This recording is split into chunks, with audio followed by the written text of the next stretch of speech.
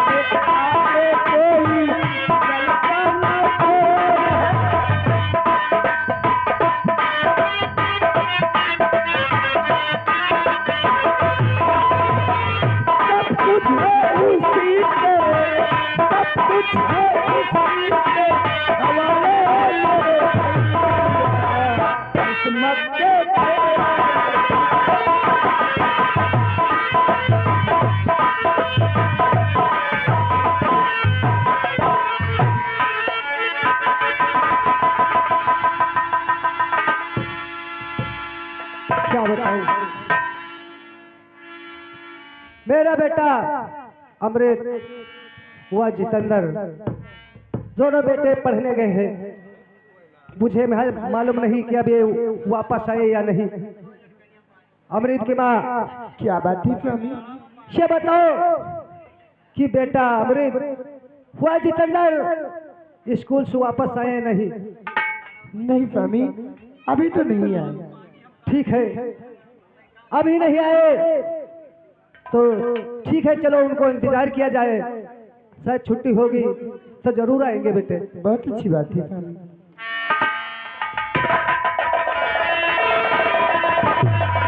काका, काका जयराम, जयराम बेटा। भौजी बाला की कहे हो भैया हाँ काका।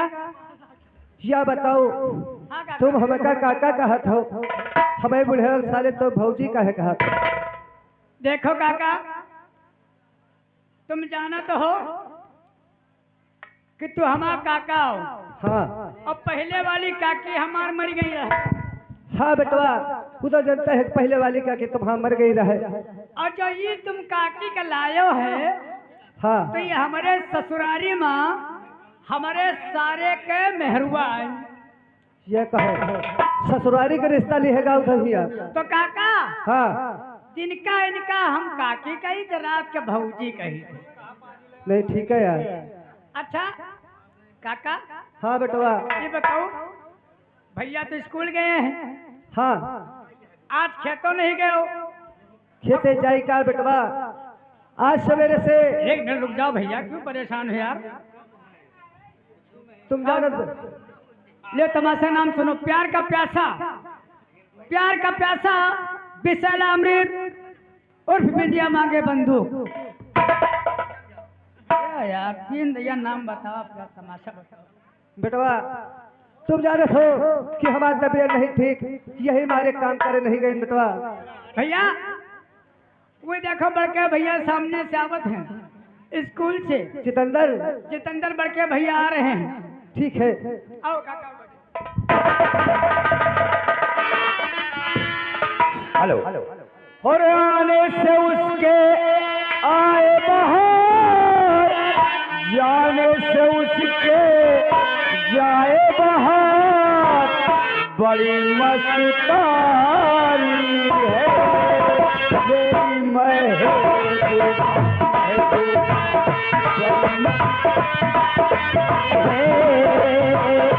मेरी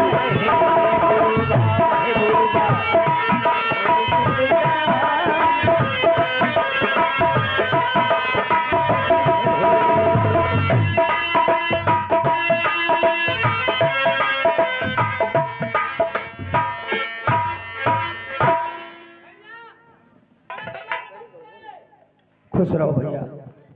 माता जी क्या बात है बेटा जी जितेंद्र? और मात पिता के चरण में और बेटे का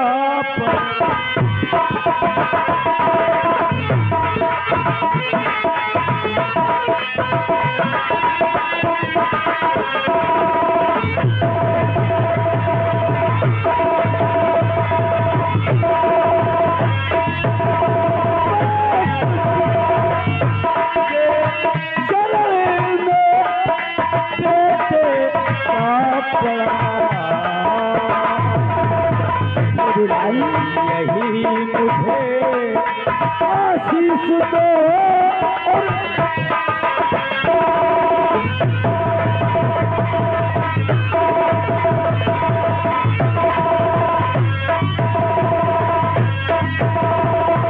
और यही मुझे आशीष दो और सिद्ध हो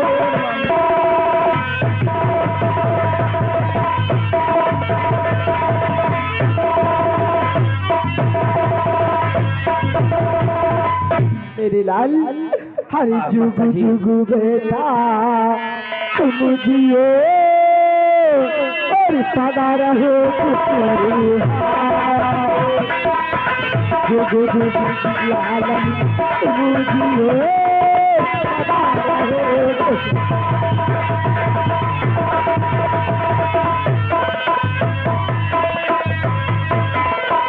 जुगु जुगु आलम तुम जियो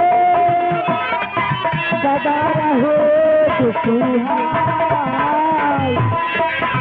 जुगु जुगु लालनी तुम जियो सदा रहो खुशहाल।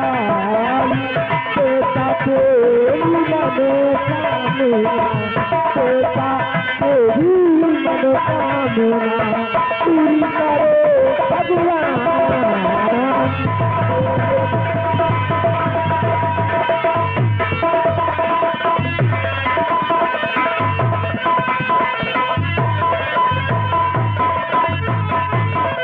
मेरी बच्ची तुम्हारी माता जी सारी मनोकामनाएं भगवान अवश्य पूरा करेगा मेरे बेटे। किसी ने सच कहा है कि जा पर कृपा राम की हुई, जा पर कृपा राम की हुई, ता पर दया करे सब कोई। अरे माता पिता का आशीर्वाद तो पुत्रों का जीवन धन्य बना। जिस तरह से देखिए हमारे यहाँ श्रवण जी अपनी माता पिता को तीर्थ करा करके बैकुंठ को चले गए। माता पिता का आशीर्वाद ही सब कुछ है। लेकिन मेरे माता पिता, आज मैं आपसे एक विनती करना चाहता हूँ, विनती पोस्ट करता हूँ। आखिर कैसी विनती बेटा, क्या कहना चाहते हैं मेरे लाल? देखिए कहो बेटा जयसिंह। आप वृद्ध हो चुके हो, यानी बूढ़े हो चुके हो।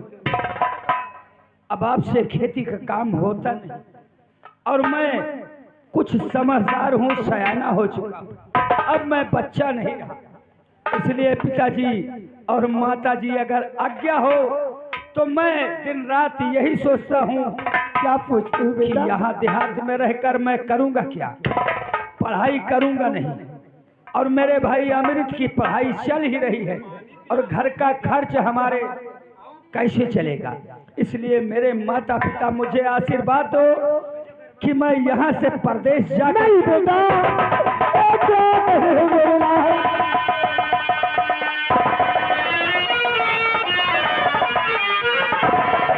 हाँ मेरे संगी दर्शक भाइयों, इधर जितेंद्र अपने माता पिता से परदेश जाने की जिद करता है। उधर देखिए वही बड़खू किसान का छोटा बेटा काली से आता है और सारी बातें खिड़की के रास्ते सुनता रहता है। कैसी बातें कर रहे हो बेटा? माँ जी देखिए, अगर आप धैर्य नहीं रखेंगी तो मैं बाहर कैसे कमा पाऊंगा, और अगर बाहर से कमा करके पैसा भेजूंगा तो हमारे घर का समस्त खर्च चलता रहेगा और जमींदार का कर्जा भी खत्म होगा। मेरे लाल, तुम ठीक सोचते हो बेटा। इसी कर्जा के वास्ते ठाकुर साहब गाली पे गाली दिया करते हैं बेटा। लेकिन 500 रुपए का कर्ज अभी पूरा नहीं है मेरे बच्चे। माँ, समय हर वक्त बलवान नहीं होता। किसी ने सच कहा है कि समय समय पर होता है, समय समय पर होता है, समय समय की बात, और किसी समय के दिन बड़े तो किसी समय की रात। और समय सबका बदलता है, समय सबका बदलता है, समय की आन ना बदले, भविष्य के लिखने वाले का कभी अनुमान ना बदले। हाँ बेटा। माताजी, एक वक्त आएगा जब मैं विदेश से, बाहर से, शहर से कमा कर आऊंगा, जमींदार का कर्जा उसके मुंह पर मारूंगा, तब तुम्हें देखता हूँ कैसे गाली देगा। ठीक है मेरे लाल, मेरी तरफ से तो तुम्हें आज्ञा है, लेकिन तुम्हारा छोटा भाई अमृत किसके सहारे जिएगा बेटा?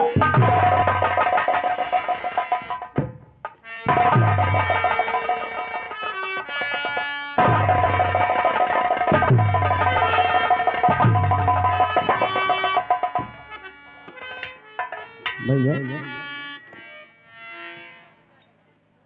आखिर क्या बात है? कौन सी सलाह हो रही है? मेरे छोटे भाई अमृत, आखिर बात क्या? भैया बात क्या है बड़ के भैया बता। भैया आखिर कौन सी बात है? बात क्या है मेरे बड़ के भैया बता। संग फल कौन सी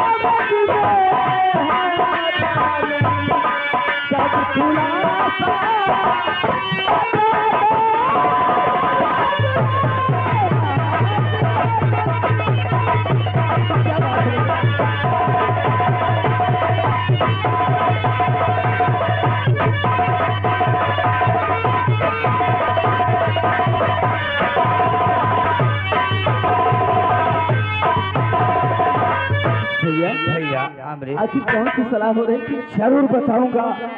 वैसे तो अभी मैं माता पिता से भी बात कर रहा था, लेकिन अचानक आप आ ही गए और आप मेरे भाई हैं, मेरे जिगर के टुकड़े। हाँ भैया, इसलिए मैं तुमसे कोई राज नहीं छिपाऊंगा।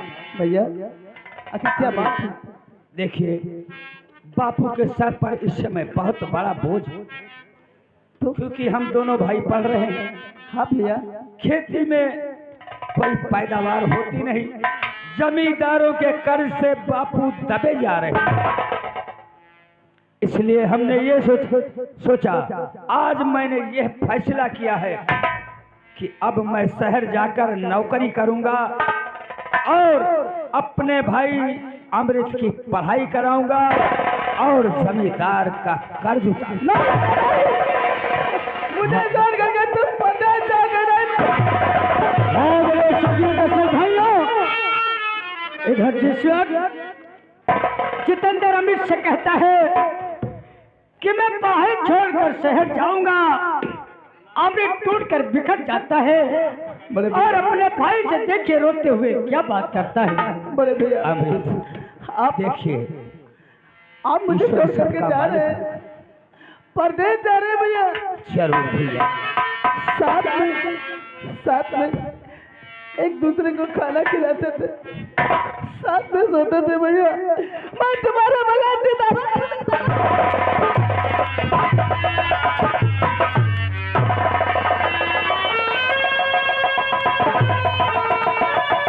भैया केवल हम दूर ही रहेंगे, लेकिन दिल हमारे पास रहेगा।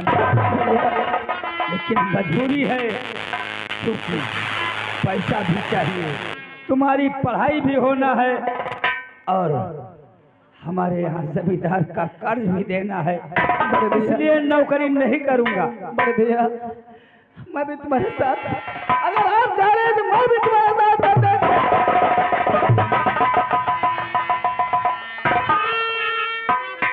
अरे अमृत, तू पागल हो गया है। अरे मैं तो बड़ा हूँ, मैं चला जा रहा हूँ कमाने के लिए। कम से कम तुम यहाँ रहोगे तो इन बूढ़ी और बूढ़ों का सहारा तो कम से कम बनो भैया। अगर तू भी मेरी तरह चला गया तो आखिर हमारे बूढ़े माँ बाप क्या करेंगे?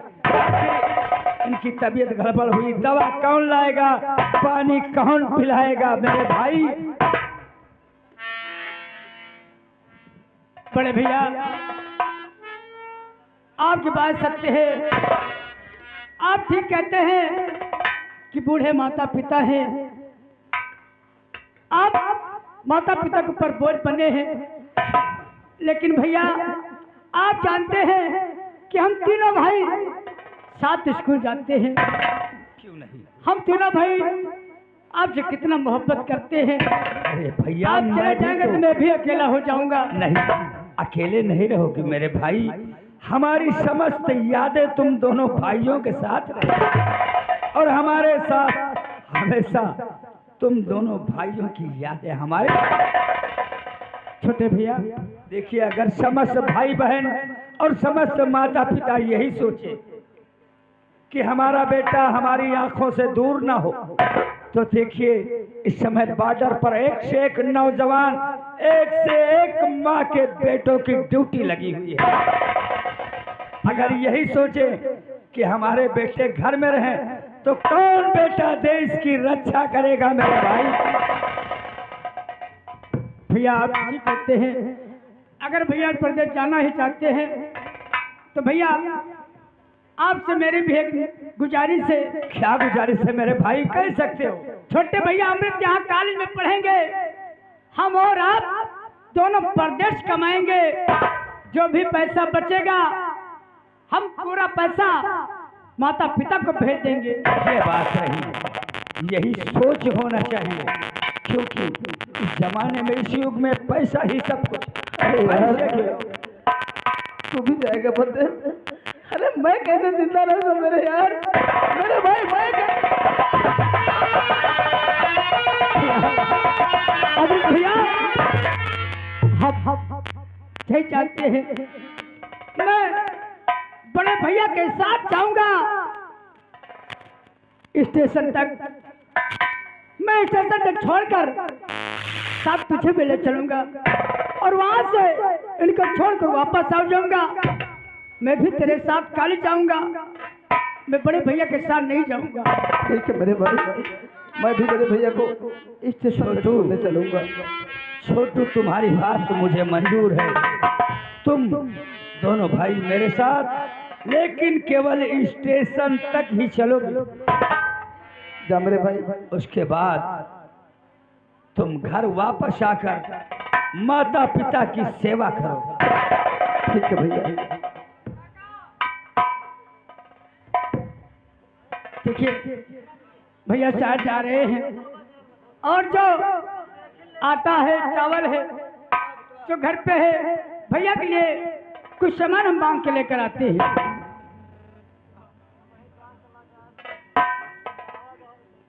भैया आओ चलते हैं।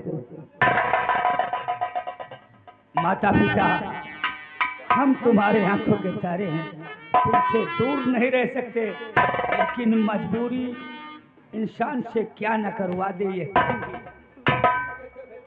इसलिए मुझे ये घर छोड़कर शहर जाना पड़ रहा है। माता पिता, लिखा परदेश किस्मत में, लिखा परदेश किस्मत में, वतन को याद क्या करना, जहाँ बेदर्द हो हाकिम वहाँ फरियाद क्या। बड़े भैया आओ चलते, कहीं ट्रेन छूट गई तो आप परदेश नहीं जा पाएंगे। आओ चलते भैया।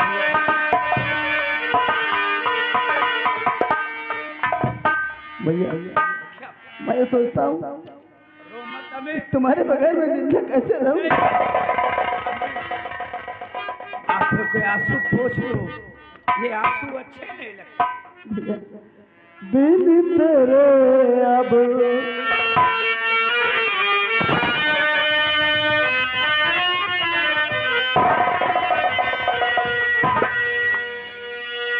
दिल तेरे अब रहा नहीं,